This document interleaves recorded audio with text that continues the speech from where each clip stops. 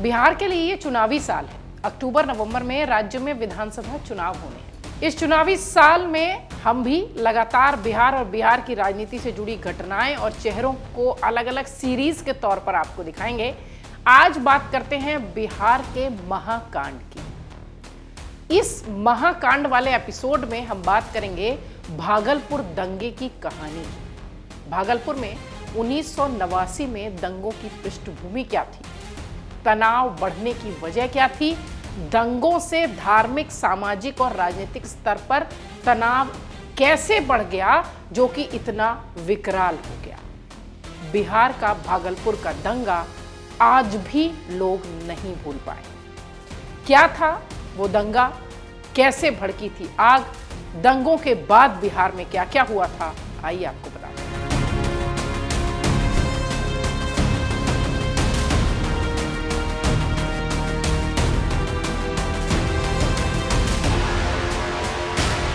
देश में एक आंदोलन जोर पकड़ रहा है। जोर ऐसा कि दो धर्मों में तनाव बढ़ता जा रहा है।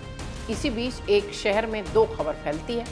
ये खबरें कोरी और अफवाह होती, लेकिन अपना काम कर जाती है। काम दो धर्मों के बीच नफरत को बढ़ाने का। इन सब के बीच एक जुलूस में कुछ ऐसा होता है कि शहर में दंगे की आग भड़क जाती है।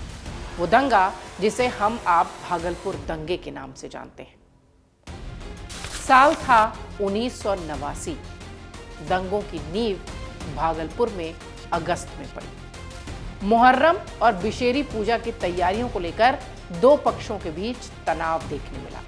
हालांकि दंगा हुआ 2 महीने बाद, लेकिन इसकी पटकथा लिखी जा चुकी थी अगस्त महीने। जब एक जुलूस राम मंदिर के लिए शिलाएं इकट्ठा करने के लिए जुटा था। 36 साल पहले हुआ भागलपुर का यह दंगा इतना भयावह था कि इसका अंदाजा आप इस बात से लगाइए कि आधिकारिक आंकड़ों में दंगों में मरने वालों की संख्या 1000 बताई जाती है। थोड़ी पृष्ठभूमि दंगों की आपको बताते हैं कि दरअसल पूरा मामला क्या था। एक लेख के मुताबिक 12 अगस्त से 22 अगस्त के बीच मुहर्रम और बिशेरी पूजा के दौरान हिंदुओं और मुस्लिमों में अपने अपने धर्मों को लेकर जुनून काफी बढ़ गया। इसके केंद्र में राम मंदिर आंदोलन था। अक्टूबर में यह तनाव हिंसा में बदल गया। दरअसल विश्व हिंदू परिषद ने राम मंदिर निर्माण के लिए 5 दिन के रामशिला कार्यक्रम की शुरुआत की थी। इसके तहत वीएचपी यानी विश्व हिंदू परिषद ने 5 दिन में 5 जुलूस निकालकर राम मंदिर के लिए ईंटें इकट्ठा करने का लक्ष्य रखा था। हालांकि इन जुलूसों में नारेबाजी से माहौल थोड़ा संवेदनशील हुआ और देखते ही देखते इसने तूल पकड़ लिया और दंगे शुरू हो गए। भागलपुर में 24 अक्टूबर 1989 को दंगे हुए।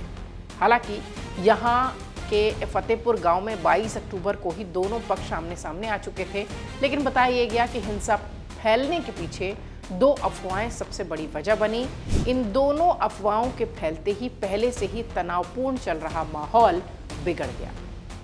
अल्पसंख्यक आयोग की 1990 की रिपोर्ट में यह कहा गया कि दोनों ही अफवाहें कोरी थी, निराधार थी, लेकिन इन्होंने दंगे भड़काने में अहम भूमिका निभाई। आपको बताते हैं दंगे की भयावहता की वो कहानियां जो कि आज भी सुनकर लोग सिहर उठते हैं। 24 अक्टूबर 1989 को रामशिला इकट्ठा करने के लिए जुलूस मुस्लिम बहुल तातरपुर क्षेत्र से निकला। इस जुलूस की सुरक्षा के लिए पुलिस भी साथ थी, जिसका नेतृत्व खुद भागलपुर के एसपी केएस द्विवेदी कर रहे थे। कहा जाता है कि जुलूस में शामिल लोग नारेबाजी कर रहे थे। इसी दौरान जुलूस पर बम फेंक दिया गया। Indian Muslim the need for positive outlook में वहीदुद्दीन खान लिखते हैं कि भागलपुर हिंसा में पहले बम मुस्लिमों की तरफ से चलाया गया। इसके बाद हिंदुओं ने मुस्लिमों की संपत्तियों को आग के हवाले कर दिया। इस घटना में किसी भी व्यक्ति की जान नहीं गई। कुछ पुलिस वालों को बमबारी में चोट जरूर आई थी, लेकिन इस घटना को ही दंगे की भड़कने की बड़ी वजह माना गया। प्रशासन को इस घटना की खबर मिलते ही भागलपुर में कर्फ्यू लगाना पड़ा। हालांकि एक के बाद एक फैलती अफवाहों और हिंसा से जुड़ी खबरों ने दंगे को और ज्यादा बढ़ा दिया। एक घटना तो ये हुई थी, दूसरी 24 अक्टूबर से लेकर 27 अक्टूबर तक पूरे भागलपुर में हिंसा का दौर जारी रहा। पत्रकार सईद नकवी के 2013 के एक लेख में कहा गया कि जब भागलपुर में सांप्रदायिक हिंसा भड़की तब वो भागपुर के चंदेरी में थे। उन्होंने बताया कि कैसे तब चंदेरी और राजपुर की सुरक्षा की जिम्मेदारी निभा रहे मेजर जीपीएस विर्क ने लोगों को बचाने की कोशिश की और पुलिसकर्मियों को सुरक्षा के लिए तैनात किया। हालांकि अगली सुबह जब वो लौटे तो माहौल बदल चुका था। उन्हें उस घर में कोई जिंदा नहीं मिला। पास के ही तालाब से 61 शव निकाले गए।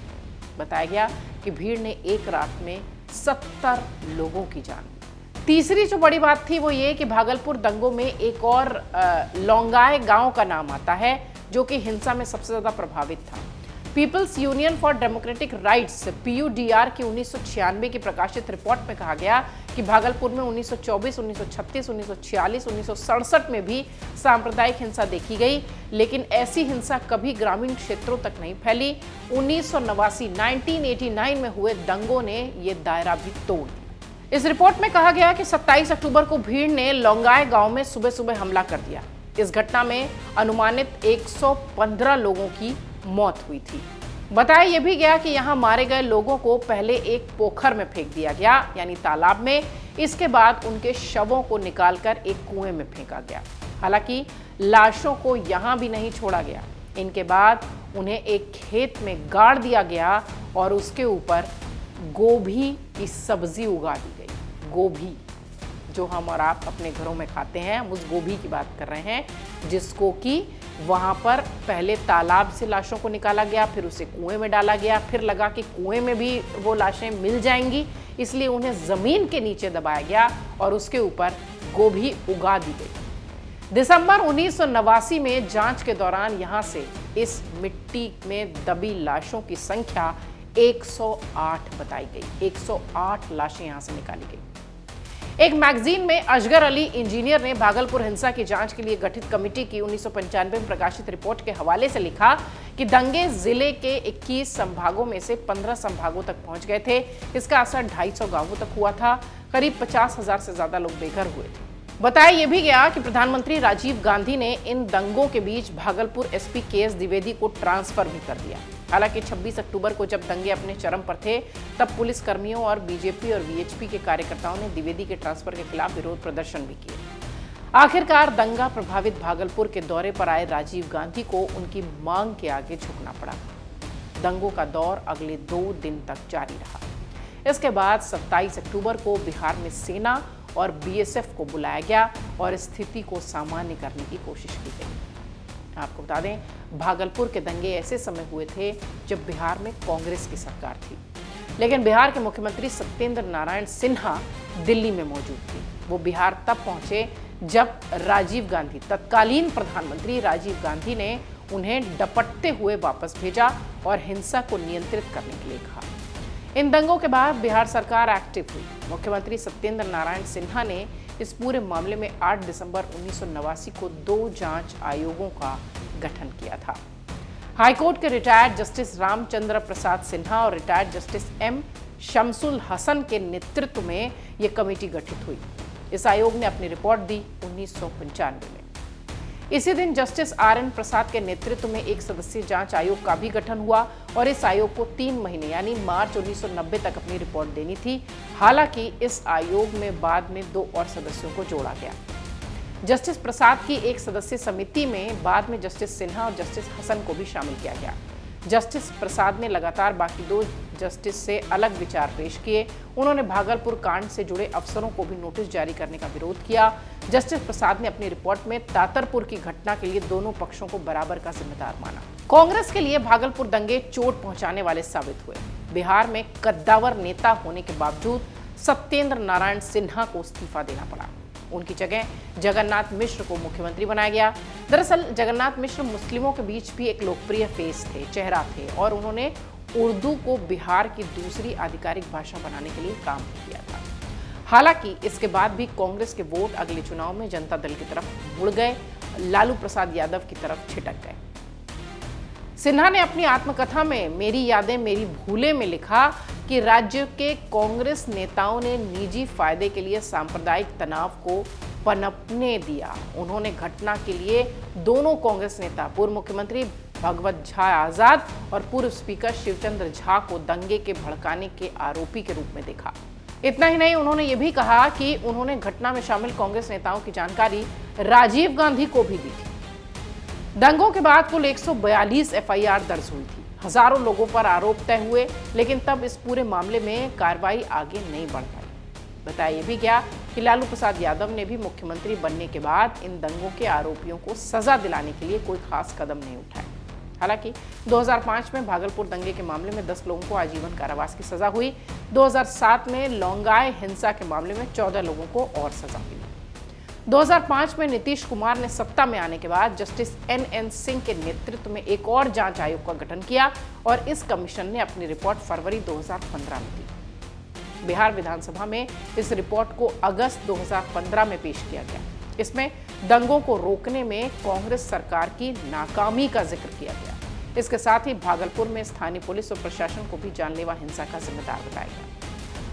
बिहार चुनाव नजदीक है और इस तरह के कांड निश्चित तौर पर याद किए जाते हैं, क्योंकि मौसम जब चुनावी होता है तो आरोप प्रत्यारोप के लिए भी पुराने मामलों को खुरेदा जाता है। और इसी कड़ी में हमारी ये कोशिश है कि हम बिहार के वो तमाम बड़े मामले आप तक जरूर पहुंचाएं और बिहार चुनाव पर एक खास और विशेष कवरेज आप तक पहुंचाएं। भागलपुर दंगे की वो कहानी जिसको कि सुनकर आज भी लोग सिरह उठते हैं, जिसमें कि 1000 लोगों की मौत रजिस्टर हुई थी, ऐसा कहा गया। ये वो आंकड़े थे जो कि पटल पर आए, जहां पर 108 लोगों को पहले तालाब में, फिर कुएं में और फिर मिट्टी के नीचे दबाकर उसके ऊपर गोभी उगा दी जाती है। इस तरीके के मामले निश्चित तौर पर शर्मनाक तो होते ही हैं, लेकिन हाँ, जब सांप्रदायिक हिंसा की बात आती है तो इस तरीके के मामले शर्मिंदा भी करते हैं।